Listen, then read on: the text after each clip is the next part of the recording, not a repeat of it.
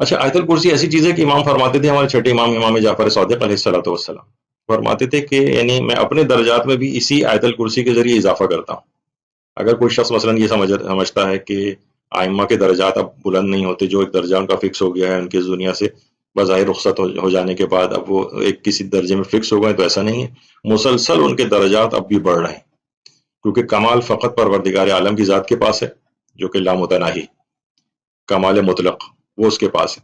اس کے علاوہ جتنے بھی اس کے بندے ہیں ان کے اندر مسلسل ان کے درجات، جو خاص طور پہ ہمارے ائمہ معصومین علیہ السلام ہیں معصومین، ان کے درجات اب بھی مسلسل بڑھ رہے ہیں. تفسیر برہان میں ہمارے امام جعفر صادق علیہ الصلوۃ والسلام ارشاد فرماتے ہیں، یعنی فقط ایک مرتبہ بھی اگر آیت الکرسی کی کوئی تلاوت کرے تو جو اس کو پڑھنے والا، جو اس کا قاری ہے، اس کی 1000 دنیاوی پریشانیاں پروردگار دور کرتا ہے اور 1000 اخروی پریشانیاں دور کرتا ہے. اخروی پریشانیاں 1000، یا انسان کسی سے کہا جائے دنیاوی پریشانیاں تو وہ بتا سکتا ہے، 500,000 تک بھی لے جا سکتا ہے، لیکن آخرت میں کون سی اور پریشانیاں ہوں گی؟ ان کی اگر کوئی فہرست بنانے بیٹھے تو بڑا اس کے لیے سوچ بچار کرنی پڑے گی کون سی اخروی پریشانی ہے. لیکن جب امام نے کہا 1000 اخروی پریشانیاں بھی اس کی دور ہو جائیں گی، یعنی فقط ایک مرتبہ آیت الکرسی کی تلاوت سے.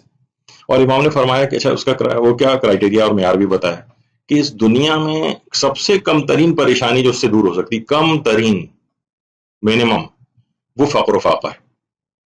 اور باقی جو اور پریشانیاں 999 پروردگار دور کرے گا، وہ اس سے بہت بڑھ کر دور کرے گا. یعنی جس میں سب سے منیمم ہے وہ ہے غربت، فقر و فاقہ، مالی پریشانی. اور آخرت کی کم ترین پریشانی جو دور کرے گا منیمم، وہ عذاب قبر ہے. یعنی عذاب قبر اس کو نہیں ہوگا اگر فقط ایک مرتبہ بھی آیت الکرسی کی تلاوت کرتا ہے. اور امام پھر آخر میں، اس روایت کے آخر میں امام فرماتے ہیں، اور میں تو اپنے درجات میں اضافے کے لیے خود اس کی تلاوت کرتا ہوں. اللہم صلی علی محمد و علی محمد. تفسیر برہان میں ہمارے چھٹے امام کی سے مروی روایت ہے.